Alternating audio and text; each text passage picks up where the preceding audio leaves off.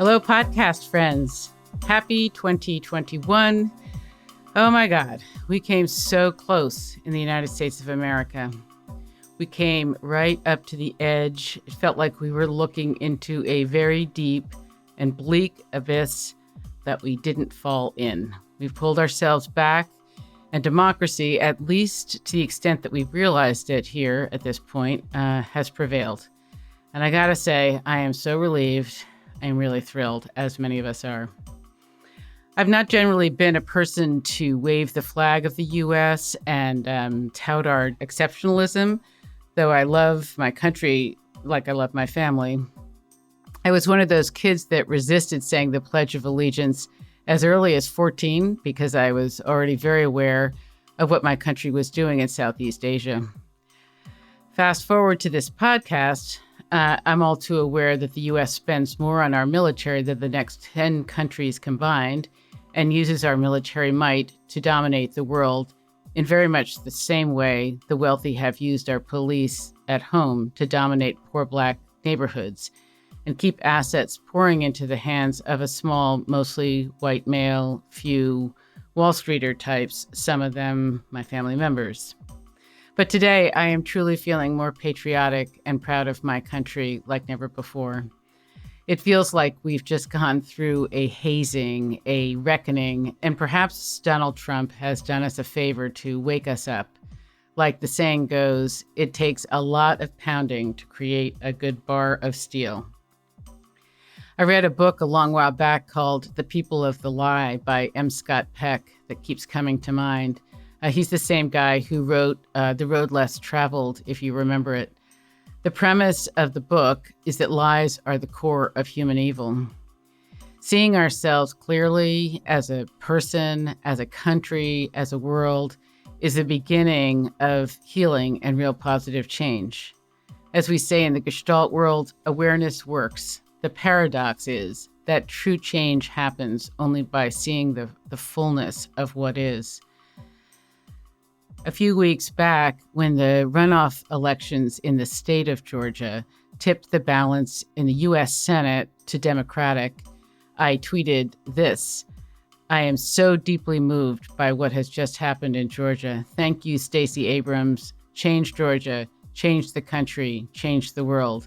And bing, I immediately got a like from a young woman in Asia who is an activist for democracy in her own country. I just love that connectedness. Though I know it can work against us, it's pretty amazing how much we can be talking to each other. After living with the Trump administration for the last 4 years that used bullying and the fantasy of a lost, white, Christian, and patriarchal America, it was so super moving to see, in the words of one of my friends, a glorious display of inclusivity, including all the raw feminine power on display, how bright and radiant. And knowing that that was brought about in part by the activism of so many of us, of which I'm proud to be a part, beginning on January 21st, 2017, when women with our pussy hats on marched on Washington in the largest single-day protest in American history and dwarfed the Trump inauguration numbers of the previous day. So I'm feeling optimistic, but there is so much to do and the climate clock is ticking. The piece of it that I have chosen is focusing on empowering women by building our negotiation capacity and putting a spotlight on the use of more collaborative and, yes, feminine processes to build common ground in complex systems. One can be a neutral facilitator that brings very polarized groups, even warring factions together to build common ground. I have done it, and I have seen it. But so many of our world governments, including my own, are all still sort of anachronistic, still sort of steeped in win-lose adversarial debate, egged on by a media that leads with what bleeds.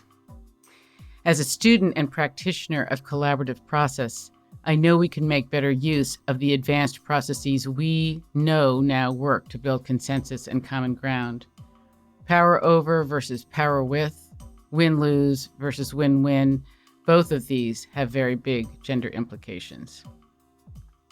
On the podcast front, I've been frustrated, I gotta say, with how slow I am to get episodes out.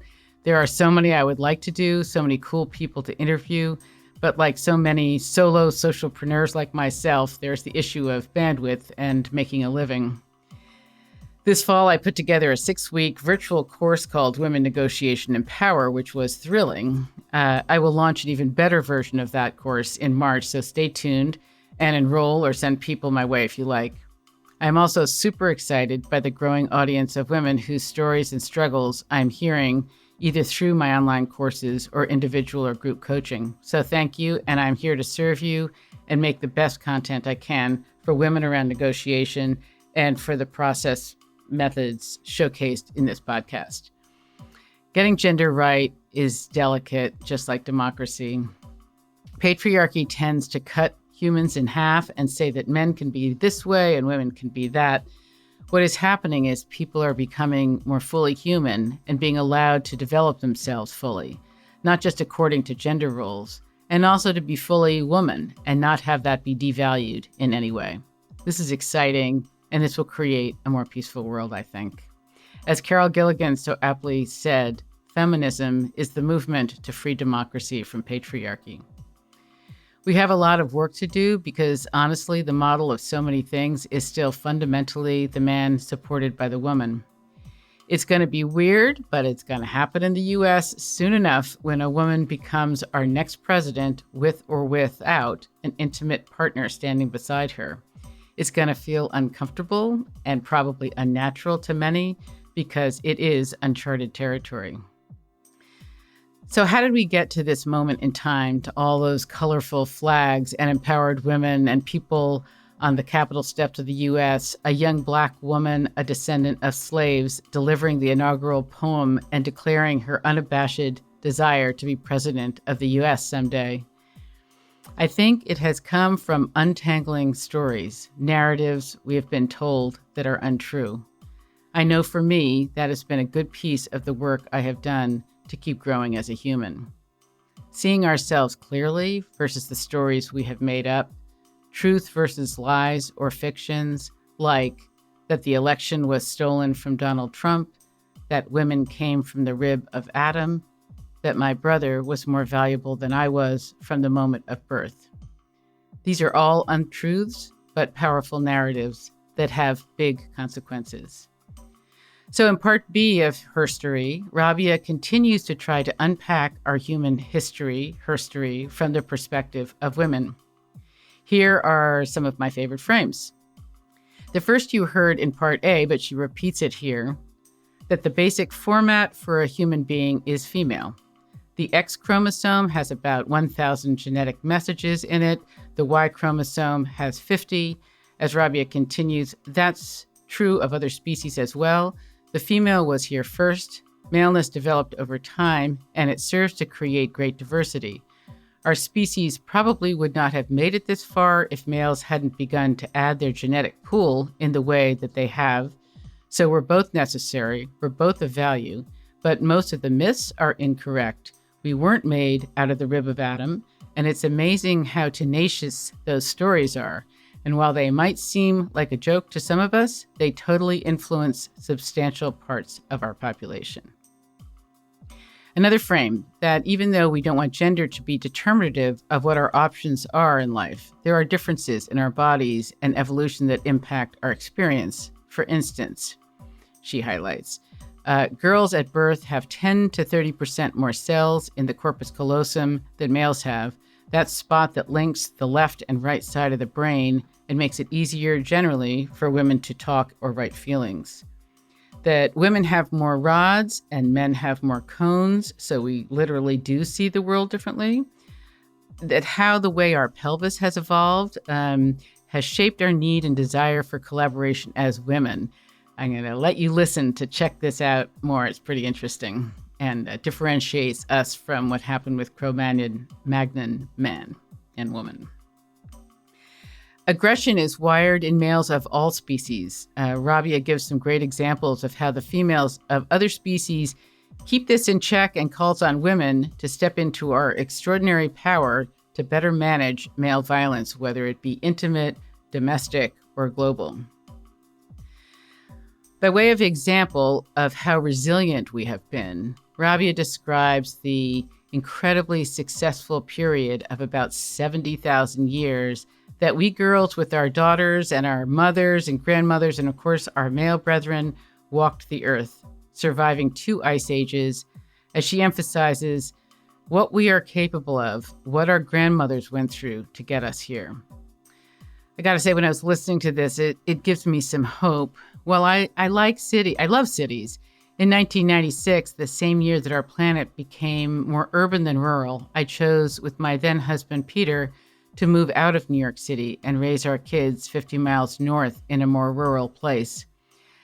We did this in spite of the relative whiteness, which neither of us were a big fan of, but it felt important to have our kids understand the natural world, which was then under such deep assault already. They do, both of them, which is both great and a constant heartache. Because if you're watching, you know that the earth is changing fast before our eyes. On my little piece of the planet, the pond I live on has not frozen for the last 2 winters. There is virtually no snow.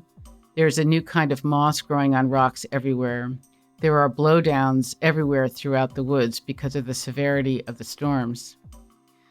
I often feel pretty despairing about this because while I think we are and can keep improving on racial, gender, and economic justice, we may not be able to turn back the clock on what we have done to the planet.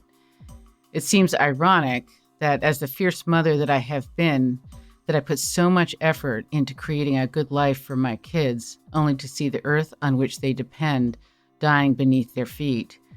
I know that's heavy, but when I listen to Rabia, how much we have gone through as a species, the 70,000 years that she talks about in this episode compared to that puny 10,000 years that we tend to learn about in our history, it makes me more hopeful for all of our grandchildren. So a few other frames. She describes in some great detail about the periods of the goddess in this episode. The goddess cultures, some of them were highly sexual. Spirituality and sexuality for a couple of thousand years seemed to go together, everywhere from Turkey to Egypt. She says, you see it in paintings and in architecture. So it wasn't only the goddess that the patriarchy wanted to get rid of, it was sexuality. No kidding. She talks in this episode about the emergence of patriarchy, gaining force through imagined orders, hierarchies, narratives, stories. The time that women started becoming the property of men. And the most important thing about owning a woman is that she had to be chaste because a man's honor was dependent on a woman's behavior. If she had sex, he was dishonored. There was now no honor for women. Things had changed. So honor became something that men had that was their only thing. Bravery was measured by going to war and wearing armor and killing a lot of other men, not bravery in the pregnancy of delivering a beautiful baby, which had been for thousands of years from Spain to Indonesia. She goes on to talk about the first 3 commandments of the Bible that say what no other God has ever said. I am God. I am the Lord thy God. You shall have no other gods but me. This is not how humans developed spiritually, she says. This is a real break in human consciousness. She goes on to describe that you cannot take my name in vain. Okay, you can't talk about God unless you're really worshiping him. She describes a faraway God, that he dips into human affairs, but is pretty far away. He's all male, and everything that comes after the 10 Commandments, a quarter of the stories are about how women should be treated and behave. And she says the Hammurabi Code, it's the same. 1/3 to 1/2 is about how to deal with women who have sex, who won't clean your house, who talk back. I remember that being also referred to in What the Constitution Means to Me, an amazing play, which I recommend to you. So I encourage you to listen to this episode. There is so much insight and will make you rethink many of the assumptions we make about how we got to this moment we live today. So it's a great pleasure to bring Rabia Roberts back to you again.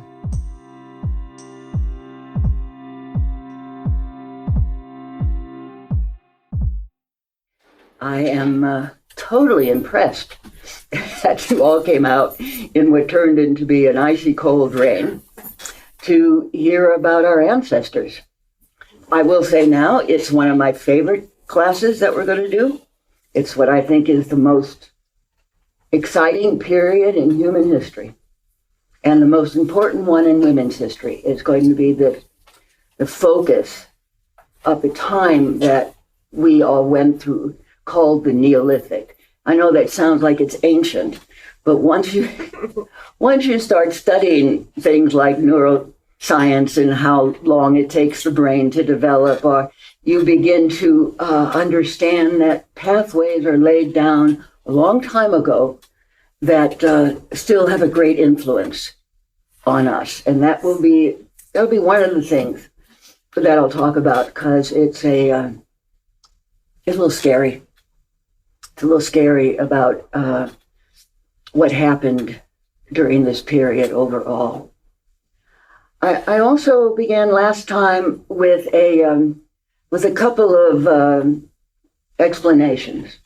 Number one, this is a really pro-women forward course. That's the point of it. The Women's Wisdom School is it's not about dissing men. It's very much about women forward, though. And there are a lot of people, men and women, who once you do that, feel that you're dissing men. I mean, so watch how it sounds if I say something implying that females have developed in order to do something that men have not developed to do very easily. Or that historically we see that men are the warriors and the ones who start war and more aggressive and more involved in hierarchy. It's not to diss them, but it is to say they've colored our lives with really some of the negative side of who they are. So let's begin. I have been studying this for about 45 years, and I have been meeting with women around the world through my environmental work. So I'm just saying that to give you some sense that I got street creds with what we're going to talk about.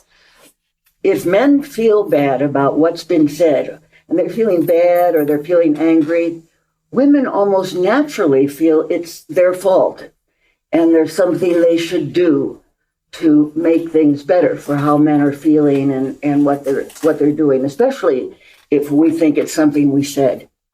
I mean, you'll notice if you've said something and your partner or your husband or your friend gets a little grumpy about it, you go back and say, look, I didn't really mean. In this class, we're going to try to really mean what we say. And I will be looking at the strong parts of women. We'll be sure to point to our negative ones as well. But this is a time when women need all the self-confidence we can pull together. We need a women's movement. I think there's one building. I think there's a third wave, really, of the women's movement is building. But a lot of women, especially young women, don't know that. And if they hear it, they don't like the idea. Oh, that's feminism. What's wrong with feminism? Well, it kind of hates males. I am one. That's not the defining feature of being a feminist. Just like hating males wasn't the defining feature of being a suffragette. I mean, to be a feminist, for me, is to look at the structural ways in which the patriarchy suppresses women, defines us according to their values. A lot of other things. That's not it. It's just trying to say that we'll be looking at a lot of archaeology and history. And why is it important? Because it shows who we are, what our grandmothers were, what we've done when things have been dramatically different from this time. Now, there's no going back to foraging in the forest for our food, but we have to go forward out of this. We are in the patriarchy. I say that to my husband, and he says, no, come on, you're an American woman. Well, it's not a level playing field for any of us. And it's even less so for the women of color, for poor women, for women in other parts of the world. It's not a level playing field, and it's tilting in the wrong direction right now. It's becoming abusive again. And if we get used to that, or we allow that to happen without our personal voice, but also stepping out, and women are. So that's the good news. This isn't the only thing happening. These are happening all over the country, all over the world. Women are coming together for politics, for education, for healthcare. And this particular course is to give you a sense of who we've been through the ages. But in the fall, we'll move into different things like women in politics and economics and things. But these first classes are, how did we get here? The last class looked at the very beginnings of life. And we talked about the early sex cells, the chromosomes being XX and the XY, this like birth defect, creating males basically by suppressing some aspects of becoming a female. That's the main thing the androgen and the first hormones do in the womb, is suppress the normal development to becoming a female. And there are also then other hormones and chemicals come that release testosterone and of androgen and a variety of hormones and chemicals that men need in their development, and that make them different. I guess the important thing for that class, a couple of them were, is that the basic format for a human being is female. The X chromosome has about 1,000 genetic messages in it. The Y chromosome has 50. I mean, so that it's true of other species as well. We were here first. Maleness developed over time, and it serves to create great diversity. The species would probably not have made it this far if males hadn't begun to add their genetic pool in the way that it has. So we're both necessary. We're both of value. But most of the myths are incorrect. We weren't made out of the rib of Adam. And it's amazing how tenacious those stories are. And while they might seem like a joke to some of us, they totally influence substantial parts of our population. And we're going to look soon at how basic creation myths and stories evolved over a period of 10 years till we get to Eve. Kind of what were the stories being told by cultures for a long time that influenced the way their society was organized. So let's go back a little bit to the earlier years before we come to this period of time. This will be the time we'll be spending much of our energy with. But before that, when we were still evolving into humans, in the last class, I didn't get to talk about how the brain differences evolved between males and females, and how that happened over millions of years, over hundreds of thousands of years, because of the different survival tasks that males and females needed. So the first part of the brain that the human being develops is what now is called the right lobe. But it was for a long, long time the only lobe. I mean, the right brain was the beginning. And it wasn't about words. It was about feelings. It was about being able to see things all at once. It was about kind of the gestalt feeling of knowing what's going on. That was a survival thing that as humans we needed. We needed to be able to take in the whole story and be safe somehow, right? So, and also it's now what develops music. Think of it as a lot of people do, the emotional, artistic, holistic part of how we think and see. and behave.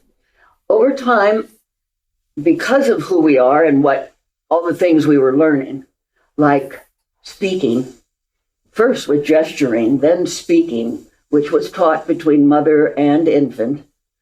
As we developed that, we developed what is now called the left lobe. And that part of the brain is about linear thinking. You know, it's about seeing one thing at a time and then coming to meaning.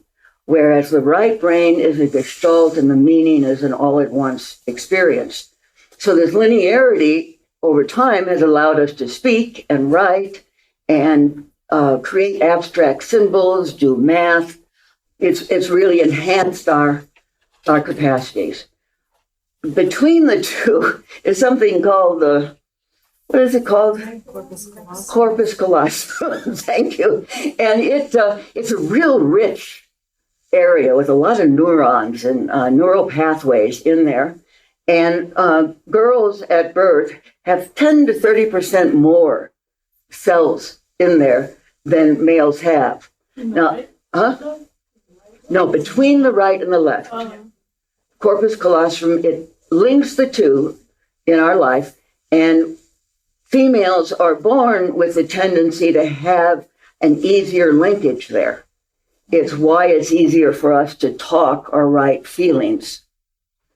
Now, society can affect that almost totally. I mean, you can train a boy, you can encourage a boy to begin to express his feelings. But you do have to do that. Just like you may have to encourage a girl to pay more attention to math or whatever. I mean, we can affect a lot, but often our society doesn't. We've kind of fallen into these complementary and sometimes oppositional gender roles. So along with the brain, our hands were developing, our heels were getting hard, so we could walk. We came down out of the trees, and our brain was getting bigger. We talked about this at the last course. The human brain has grown more than any other mammal. We don't know about whales and elephants, but we're supposed to be the ones with the big brain. And at some point, the human brain the skull was getting so big to hold it. It had trouble coming out the pelvis. And females were dying in birth in an unacceptable way for evolution. So actually, the Neanderthals had a real problem with this. And so did the Cro-Magnons. And some people think it's one of the reasons the Cro-Magnons didn't continue on, because of the size of the skull of their infants trying to get out. You know, this all changed once we started to walk. It just couldn't keep getting bigger. Anyway, so along with the development of the brain, one of the most important things for human development was our eyes, because we lost the strength of our nose. We were not on the ground anymore. So our strongest sense became the eyes. And the eyes developed with two kinds of cells in them. Rods is one that's all over the retina, and it basically takes in all the light. It's a great cell that enables us to see in a big sense. When they're active, when those cells are activated, the whole body reacts in a kind of contemplative way. I think meditation is often about a certain focus in the eyes that allows the jaw to relax, and a number of things happen in the body, and it's contemplative. We also have cones in our eyes, and they're right in the center. Their job is to see at a far distance something small. It's like seeing through a telescope or a lens. It's piercing, it's contracted, it's very good for hunting, among other things. But it's, when we're really concentrating on something, if we're reading or writing. We're concentrating on letters marching across a page. We're using the cone cells in our eyes. And that evolves into an experience of what we call concentration. So it's important to know those because women have more cones and men have more, women have more rods and men have more cones. So we literally do see the world differently. I mean, when you feel like that's what's happening, it really is in a certain way. Because the brain, and we were learning so much as a species, and we could only have such a brain size in order to get out of our wombs to deliver a baby. A lot of the neural pathways in the human development had to be put in later, after the infant was outside our uterus, our womb. That's how evolution worked out the problem. The head woman problem was by making a significant part of our development happen outside, taking about the first 2 years. And that, of course, puts a lot of more pressure on women, in addition to the food gathering and the pregnancy and the nursing. We're now really responsible for a large part of the child's development. What we've come to call that is culture. You know, the development that happens to an infant outside for the first couple of years, when it's first born, is a kind of cultural imprint. Actually, new neural pathways are imprinted. So this is all we've heard. If a baby doesn't get that, and the mother is the usual one who delivers that, and a lot of it is delivered non-verbally through the face. I won't go into that either, but there's a wonderful lot of learning about how women's facial expressions and expressions of love and kindness, how much that puts in, how much that imprints our babies. So, of course, all those cultures who love and welcome their sons more than their daughters are infecting the intellectual development of their children. I mean, it's kind of interesting to me that what regulated the intellectual development of the human species was the side of our pelvis. I mean, so women played the role a lot of our consciousness of who we could be. So this was all to make the case that a lot happens early on. And a lot happened that later influenced how we women developed. Because once we had to take care of a baby so much more, we needed to be taken care of so much more. We needed more help. And that was the evolutionary trigger for communication with other women, for friendship, for both verbal and nonverbal expressions of affection and cooperation. This is something that male and female scientists agree on, that women's need for social support, some say even created the longevity of the grandmother, but it certainly made the cooperative, collaborative possibilities between women different from what men had. Now, men had to learn to collaborate too when they were going off to hunt a woolly mammoth, which wasn't very often, given how it's often talked about. But when they did go off and hunted, they had to have a collaborative capacity, and you'll see that today, like house building, or barn raising, or football games, or all kinds of physical sports and activities. It's easier for men to come together and feel comfortable. They pat each other's butt. They feel more comfortable with each other. So they too learned cooperation, somewhat different, but they also learned to be generous. They had to bring the meat home to the camp. And our species, like others, ate it where they found it. And females hunted with males, but now pregnant women couldn't, and males had to learn to bring it back. So I just want that to go down in history so they don't think I'm only saying bad things about men. that there's a lot that men have that, quite honestly, the patriarchal structures have suppressed. And I've talked a lot about this with good, wonderful men who they are as repressed, suppressed in their opportunities by the patriarchy as women often are. I mean, this system serves only a few. It's a system designed to serve only a few.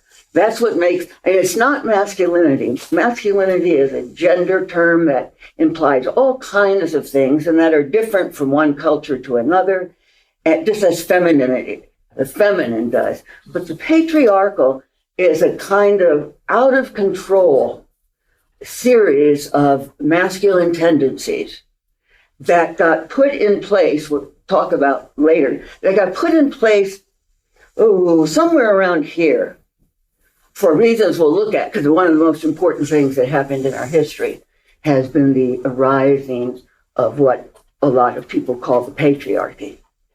So just one more comment about our early development. Because males were the ones who fought for meat, which only was about 20% of the diet of hunters-gatherers. Most of them were gatherers. That's where the nutrition came from. But what men did brought in important protein that helped the development of the human brain as we went along.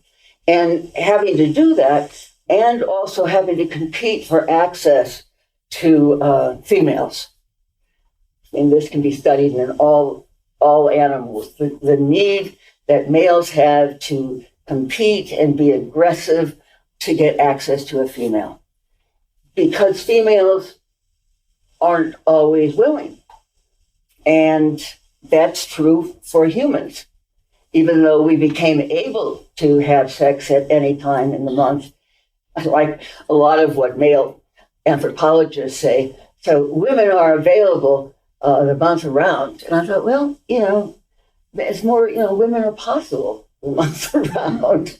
I mean, we didn't do this to be more available to men. We did this actually to not have too many babies. So the aggression is wired in, and every species and every culture has found ways to manage this aspect of maleness. Elephants are basically mother and child, female and child herds. And if one of them is in estrus, which doesn't happen very often, somehow the signal gets to what is a group of males. The male comes, all the other females are there, just really excited, and they get it on. And it's true, they're all going like this, and there's tears running down their eyes for emotion. I mean, it's really a happy event. Then they happily escort the male right out of the herd. I mean, he's not part. Thank you very much. He's not part. Whales are similar. Insects are very similar. Some insects eat the male after. So there has been a need to figure out how to get the great things males offer without being burdened by the natural aggression and competition and violence that they bring. So we've structured it the way you're living right now, which is not very well. I mean, considering the amount of domestic violence and intimate violence there is, I would say we're not managing the males very well at all. The wars. I mean, I feel we have a responsibility to get this together, get it to be better. Not to get rid of males, but to work with males to bring us into a partnership role. So after we're all developed, for about 70 to 100,000 years, we've come out of Africa. We go everywhere. We go to Australia and Indonesia, and we don't go into North America yet, but we go to Russia. I mean, and we're walking. And for a long time, we're walking without fire, controlled fire. Then we manage that. But we are in different kind of size tribes. We're in, kinship groups of maybe 15 or 20. We're in larger groups, they say, from skeletons they find of about 30. That's about as big as a tribe that needs to walk every day can do. And from what archaeology can find from digs and collecting, this was not warlike periods. There's not evidence of war. There's evidence of fighting. You know, you found a head batched in or something like that. I mean, so I guess this small kinship group doesn't always get along. But there isn't a lot of war. There's not much to fight over. And it's a big planet, and people are moving either daily or seasonally, but they've got enough room. And they often come together for what looks like to exchange females. So that would make sense for reproductive diversity. But it was an incredibly successful time. And I mean, we managed this for a minimum of 70,000 years, living this way, growing this way, settling the planet this way, 2 ice ages in there. It's just what we're capable of, and what our grandmothers went through to get us here. Pretty healthy diet, they say, though nobody got really plump on it. It was a relatively healthy diet which allowed the immune system to develop, and that's how we girls were for a long time with our daughters and our mothers. We walk the earth. Sometime around here, in this area, which has always been called the Fertile Crescent. Now, they might have been doing it somewhere else. I thought of this driving over here. Everything I'm talking about is pretty much what went on here from Turkey down the coast to the Sinai and in this Fertile Crescent and down through Egypt.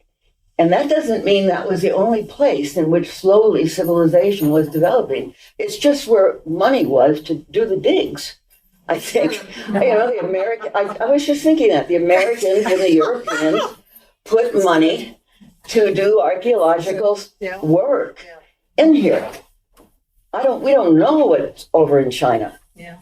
I know that Indonesia had settlements, so this might have been going on everywhere. This happens to be our lineage. This is the development of so-called Western civilization. Took place in this part of the world. This was where the Bible was written. Over here is where the Greek Iliad and Odyssey began to develop. And then, of course, the Roman Empire. But all over in here, too, there are people are coming together. Let's just make it simple. They don't know why. They're saying, because all the reasons that have been given to us are questionable. The usual reason is it was easier. And so after 70,000 years, deciding that doing this was easier might be questionable. I mean, we have, during that 70,000 years, stopped at times, certainly along coastlines. One of the theories is that the development in here from Turkey on down, the development in there was because that after the end of the last ice age, with hunters and gatherers, oh, that's a nice story too, hunters and gatherers. Somewhere along the last decade, archaeologists and anthropologists found out that it was really gatherers who were supplying the majority of the calories that kept a tribe alive. Males were essential, as I said, with the periodic big animal. So some women started calling them gatherers and hunters. And it didn't hold. I mean, it didn't hold. So the men in the profession said, well, let's call them foragers and talk about men, having that be men and women. But it was cute. I don't know if any of you are old enough to remember when we fought to say that men did not mean human. Remember, all men were supposed to be humans, and They also went, no, it doesn't sound right. We can't write like that. I remember that. So these little arguments are going on everywhere. And very much so in archaeology right now, because the finds don't fit the stories we've all made.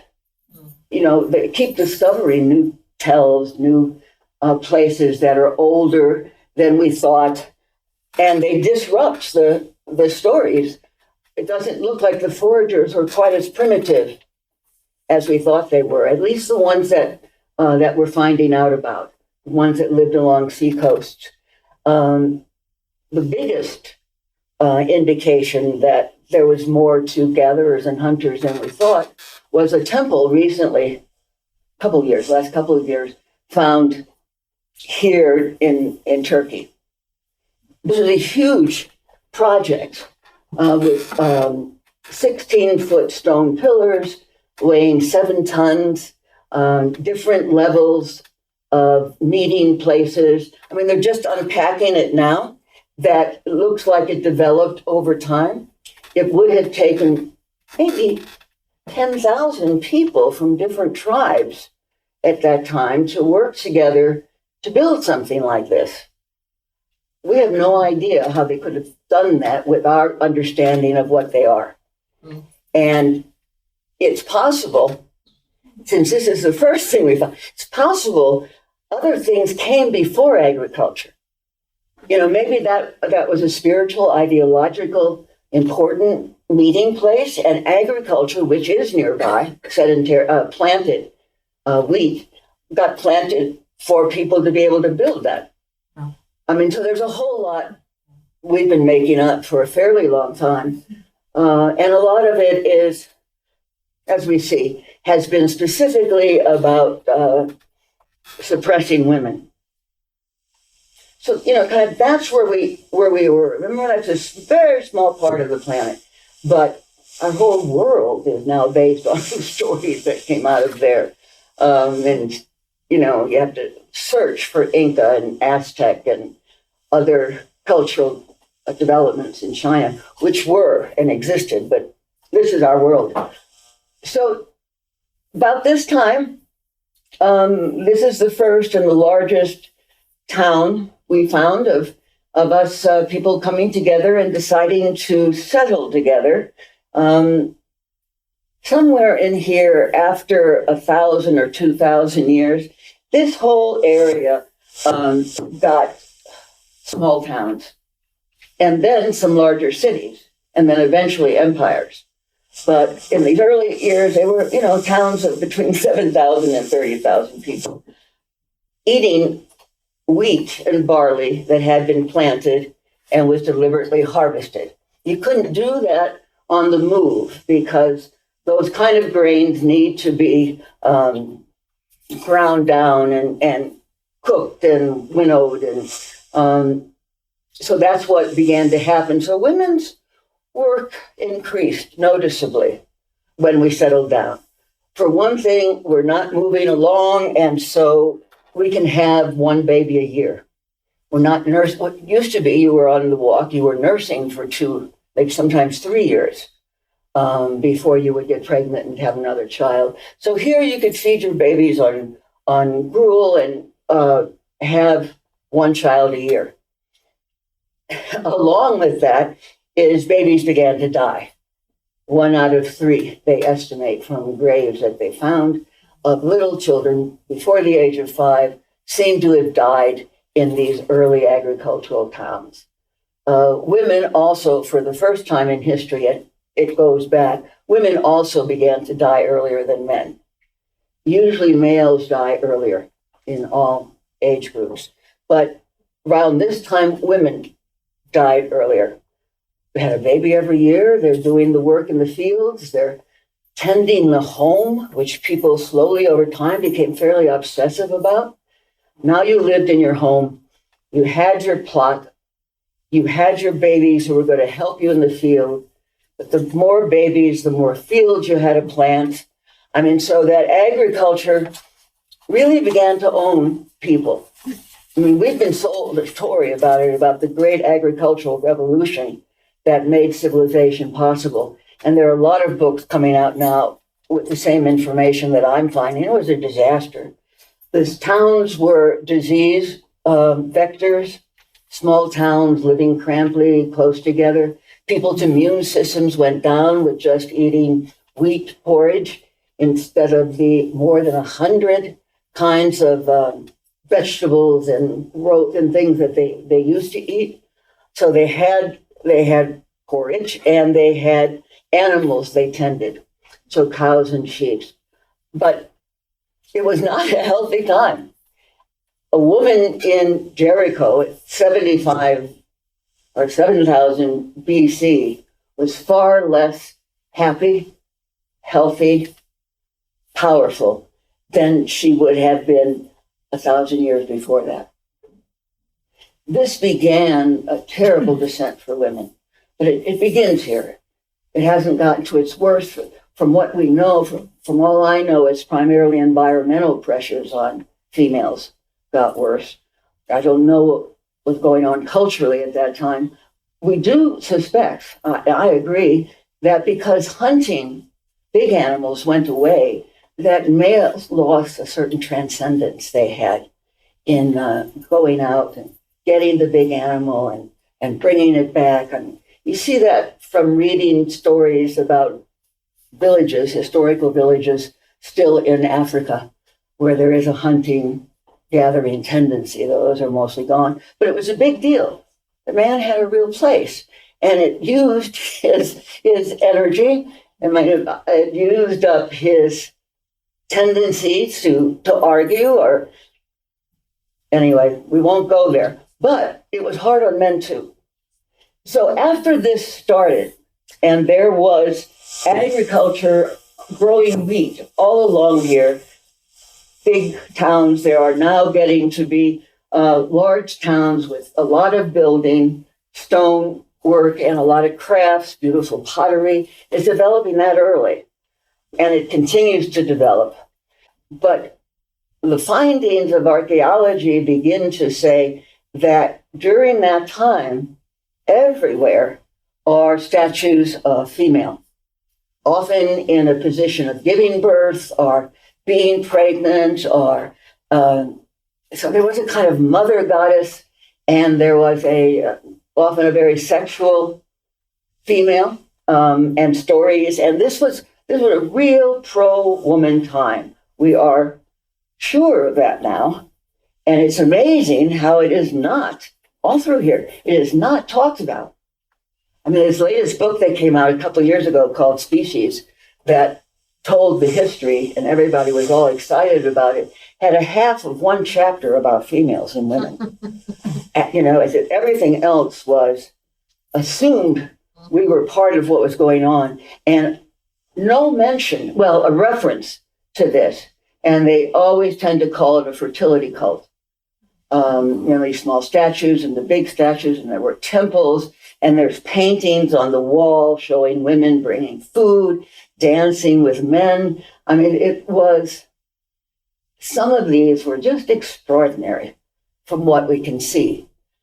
There were fights, no big wars. And that's very hard for male archaeologists to accept, that there was a multi-thousand-year period when there were no big wars evident. According to some anthropologists, it was a partnership political situation. I don't know. It wasn't a matriarchy. People seem archaeologists very clear about that. It wasn't as if females were doing something like what the patriarchy is doing now. There was never a time where females had that kind of leadership or authority. They were, however, the head of religions, and at the same time, all of these goddess cultures were highly sexual. It was hard to talk. The spirituality and sexuality for a couple of thousand years seemed to go together, everywhere from Turkey to Egypt. You see it in paintings and in architecture and the texts that begin to come out in about 4,000. So it wasn't only the goddess that the patriarchy wanted to get rid of. It was sexuality. It was how prominent, prevalent, happy it seemed to be. I don't know much, and I haven't studied how marriages were and what they did then. What's important is that this really existed. This is not the illusion of a few feminist archaeologists. For thousands of years, in different places, women were at least equal and were probably more prominent in things like religion and food and the arts. So, the men were more prominent probably in politics. Old men especially began to get more recognition. That's what I read, is that elder men kind of came into their own when the hunting stopped. But what we also got at this time that was very masculine was hierarchy. It's important to understand hierarchy. It did come with being settled, collecting food, storing it, building your field. Eventually, your town's going to need some irrigation. So who's going to put up the money for that? Who's going to decide about that? Okay, there's a little hierarchy right there. And then it gets to be, okay, we who are making these decisions are going to tax you, peasants, slaves, farmers, to help support the buildings and the, like I said, irrigation and the things that we need. So all of the development of what we call civilization, all of the beautiful things we've seen both in Egypt and throughout Mesopotamia, resulted because there had to be hierarchy. Someone had to decide what to do. It wasn't able to be, at least this is what men said, it wasn't able to continue with the kind of collaborative work that small tribes could do. Now, it didn't happen in some of the female-forward cultures. I mean, the Minoan culture that in Crete was the last goddess culture, was huge for its time, had a lot of stratification, and it wasn't hierarchy, it was shared alliances doing different things. That seems to be really hard for some people to imagine, that we could have a complex society based on working shared alliances. In fact, almost every book I've read said, with complexity, you have to have hierarchy. We've not tried it much the other way, but when environmentalists talk about wanting to have regional, bioregional politics to go with the needs of the land and develop business, it's the same thing. Can we do something collective on a more manageable scale? Well, then you can't have the Museum of Art.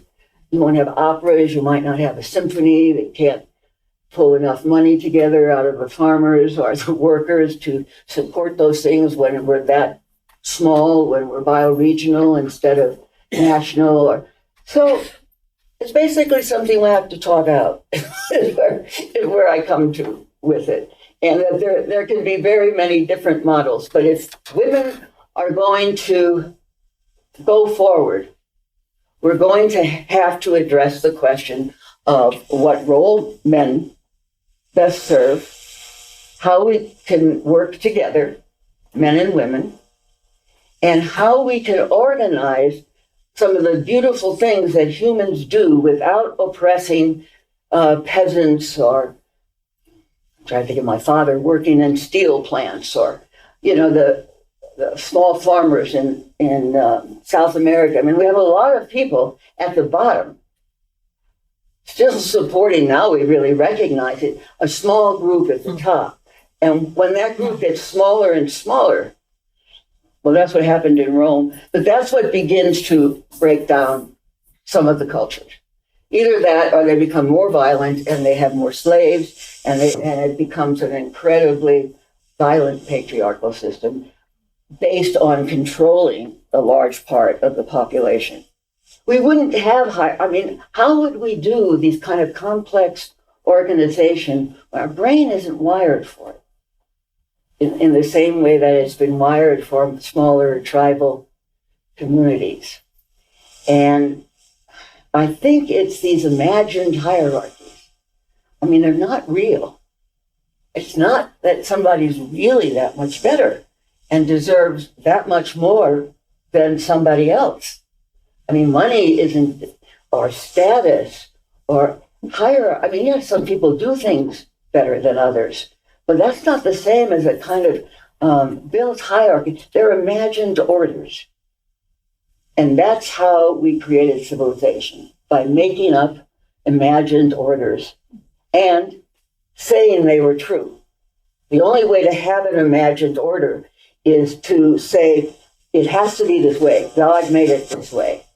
Or, something transcendent is forcing me to treat you like a slave.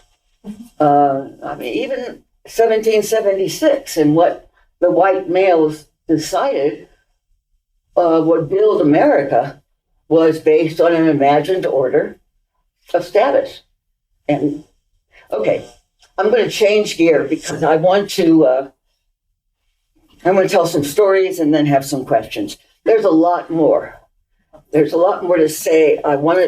It's important, we will do it next time, to talk about what writing and reading did to the human brain and how it became one of the things that really has held the feminine down by building up the neurological pathways of the left brain, de-emphasizing images. Remember how the Old Testament said no gods, no images? I mean, it was really about wiping out the goddess, suppressing all images, and what's true is what's written, these marks on these tablets.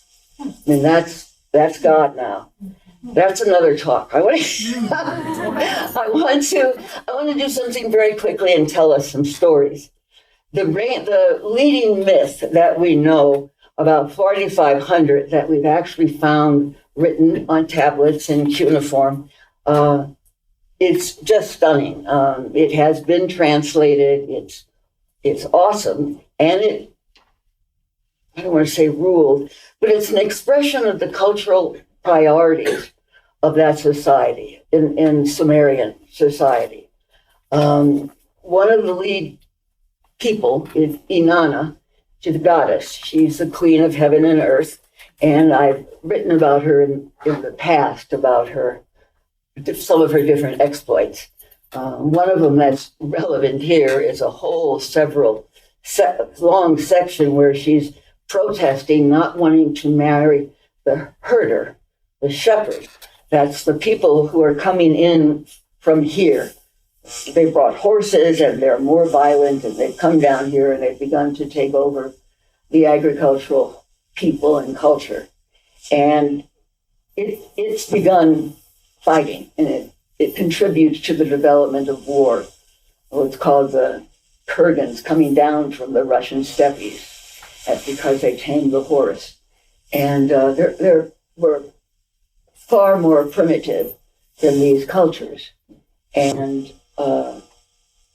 several archaeologists believe that they are what created the masculine need to fight, that set up that, so we could have a warrior class.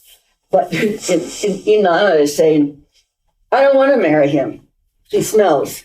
I mean, they're just very, I want to marry the farmer. I mean, that's written in the songs that they did, kind of like operas, I think, telling the story. She was queen of heaven and earth, and her father was the sun, and her brother was the moon, and so she had a lot of power in that. For a long time, for almost over 2,000 years, she was God, like we have God, right? But it wasn't talked about that way. It was part of a pantheon that she kind of ruled. And it was very sexual. Who will plow my vulva? Who will, it was beautiful. If you're not offended by that, it was far out female. And so the culture must have been far out female. 2,000 years later, sometime if we want, we can just do a class on all these myths. The stories of what they tell us about our humanity are actually very sophisticated.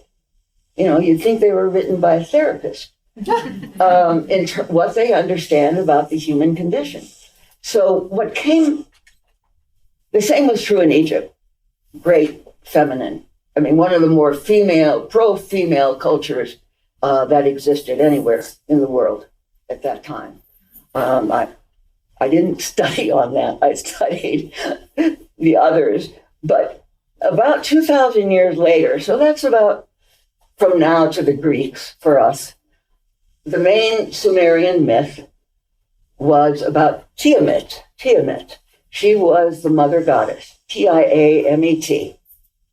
And the story I'm picking out was the same thing. It was written on, I want to say thousands, it sounds like hundreds of tablets had these. Tiamat was the mother goddess, and in this one story, she's being bothered by a bunch of young male gods, right? The boys are being a pain. And at first she just tells them to go away. Then she gets annoyed. Then one kind of leader among the boys says, look, if I get rid of her, can I be the chief of all of you? That's Marduk. If you ever study myths, the Tiamat Marduk one is the most horrendous myth in any religious thing we've ever found on Earth. It really is. But so the boys say, no, we don't want to mess with Tiamat. She's the mother goddess. But Marduk says, okay, I will. Now, Tiamat at this point has a big round belly. And it's not clear from the translations that I've read whether she's pregnant or giving birth or just has a big round belly. Not clear. But Marduk goes up inside her belly and begins to create whirlwinds, because he is the boy god of the wind. He creates 7 whirlwinds in her belly. And she's really annoyed and has the power and throws him out. They then go kill her husband, Apsu, and then she's really mad. And when they come back again to annoy her, Marduk says, this time. And he goes back up into the belly and he distracts her with, again, wind games. He distracts her. And while she's distracted, he shoots an arrow into her heart and kills her. So the great mother goddess is dead. When he comes out to the other boys, he says, okay, now am I the chief? And they say yes. And then he decides to create the earth. And he creates the earth by cutting up the mother's body. He cuts off her breast to make mountain ranges. He pierces her eyes to make the Tigris and Euphrates River. He cuts her abdomen off to support the sky. But he simply cuts her up. It's really macabre. And there was nothing before that. There was nothing like it. That's what was not being said. So in that 2,000 years, there's been a big transformation. And not only have men taken a new role, they're angry. And that's what I found for the next several thousand years, that it's not just that males want more power, which is what my husband said. I said, why do you think this is going on? He said, well, obviously the women took over too much and the men wanted to get power back. I know, well, that's something. That's how he would see it. Somehow the women did the wrong thing and the men wanted to rise back to power. There's a lot of reasons, including the need for the warrior model. There's a lot of reasons why men might have become more powerful for the culture, for the imperial cultures, but they become mean. The stories are mean. The laws are mean. If a man rapes someone else's wife, he has to pay her husband 50 shekels. Nothing done about her. I mean, women at this time in history are property. They are the property of men. And some archaeologists say, well, that's because ownership and property was coming into the general field, into the meme. I mean, yeah, but why make women property? So men own their children, the young adolescents, they owned women, and the most important thing about owning women is that she had to be chaste. Chaste, because man's honor was dependent on a woman's behavior. So if she had sex, he was dishonored. There was no honor for women. Things had changed, so honor became something that men had, and women who were dishonored. I mean, that was their only thing. Bravery was measured by going to war and wearing armor and killing a lot of other men, not bravery in the pregnancy of delivering a beautiful baby, which had been for thousands of years. From Spain to Indonesia, it was clear that for thousands of years, agriculture brought forth an appreciation of the female. And it was related to birth, undoubtedly. Seeing the seed grow and get fruition. And that was seen as a power for women. So it gave them a power in the society. They weren't confined to the home. They were allowed in the public forum. That changed. They got chewed back. That changed for certain reasons. I mean, for a number of reasons over maybe 1,000, 2,000 years. We got really oppressed. I don't know how we let it happen. I don't know how our fathers let it happen. I don't know what made it happen. But by the time we get to the Adam and Eve myth, I mean, Eve, it's based on something Inanna, a story of Inanna where she's under a tree and a snake comes and creates a nest in the tree and whispers wisdom to her. The snake was the goddess emblem of wisdom and knowledge. So that's why you see statues with snakes wrapped around arms of some goddesses. And the snake was a power animal. Not the only one. Others were too, but it was. So it isn't an Adam and Eve, but it is the only thing there that tells the truth. I mean, the snake comes and, first of all, Adam's the first human. I mean, there was no mother. Adam is created from a distant Father God, no female in the story at all. Most previous myths, maybe all of them, had at least a male-female gods who gave birth. But by the time we're into the Hebrews in the Old Testament, there's no more female giving birth. Life comes from the males, and the Greeks really emphasize that even more. But so Adam can't quite manage the animals, or he's lonely, or whatever story you read, and asks God for a mate. And so they take a rib from him and make Eve. Well, she's definitely a kind of secondary character. She also doesn't come out of a woman.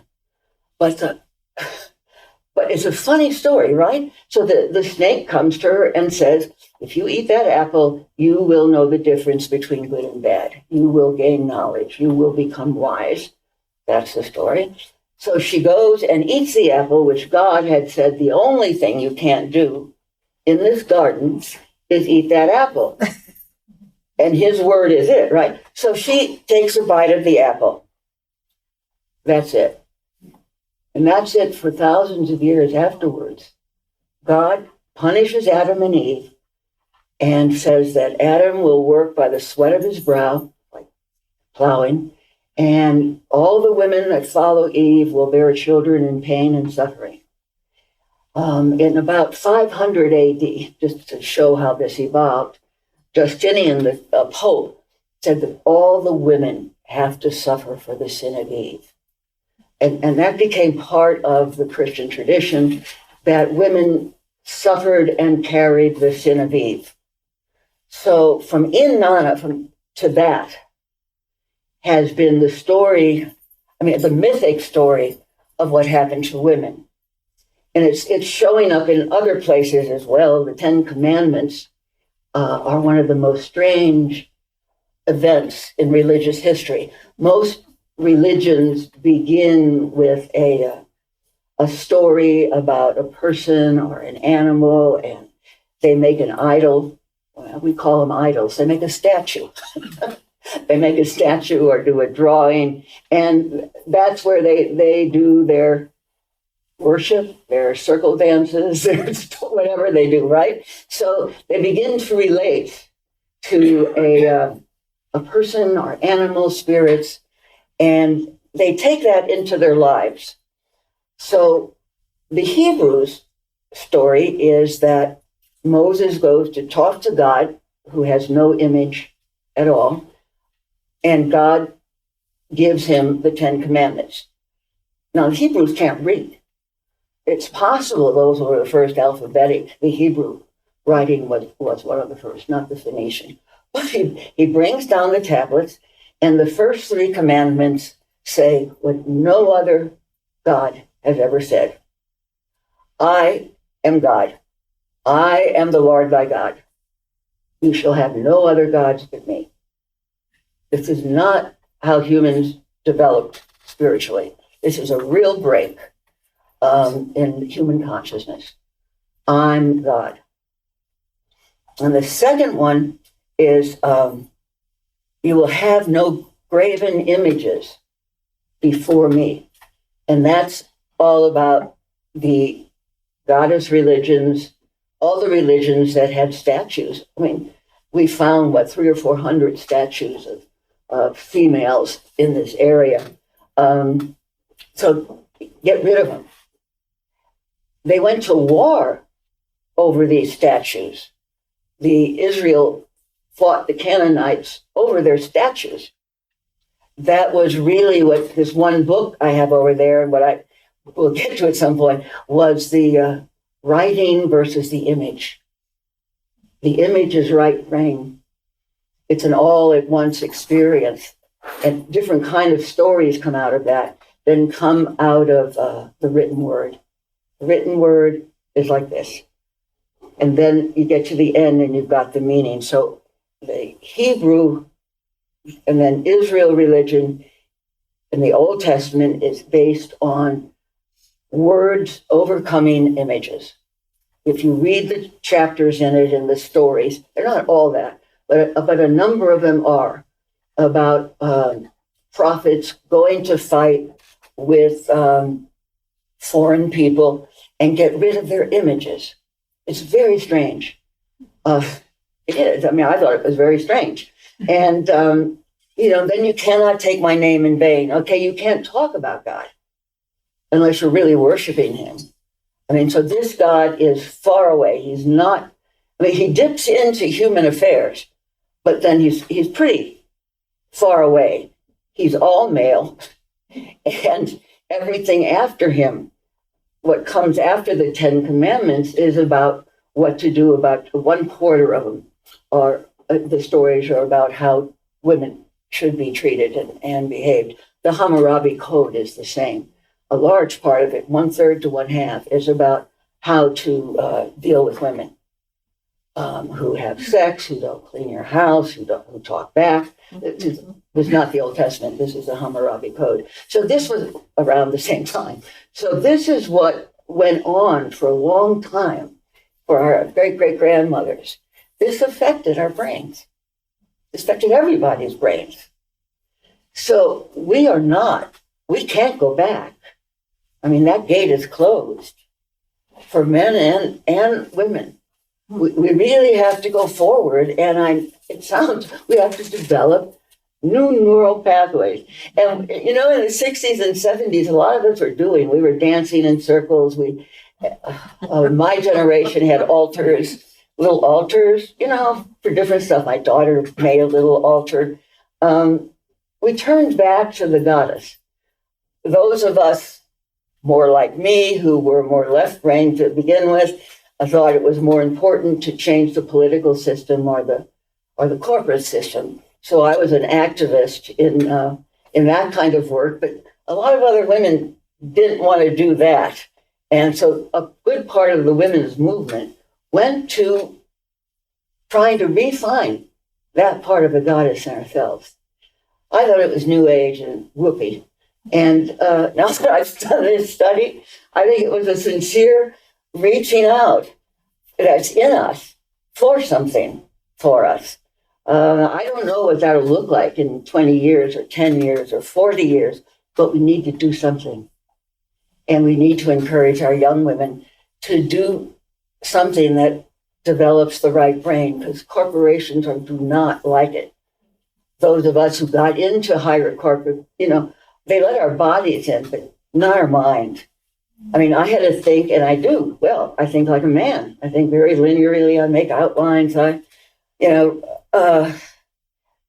But we have so much intuition in which we think like a whole. When we see the larger whole, we feel it. And you can't express that easily in a corporate setting and have it trust. So our work isn't just to get ahead in the male institutions. And that's where I put my energy right now. Let's get women in. But we have this whole other aspect of the work. And if you don't know what to do, begin with a circle of women. Invite 6 or 8 women to your house, or 4. I mean, that's my experience with everything when I want to get something moving, is bring a circle of women together. Talk about these issues, get a book, read some of this stuff, and say, how do we bring this back?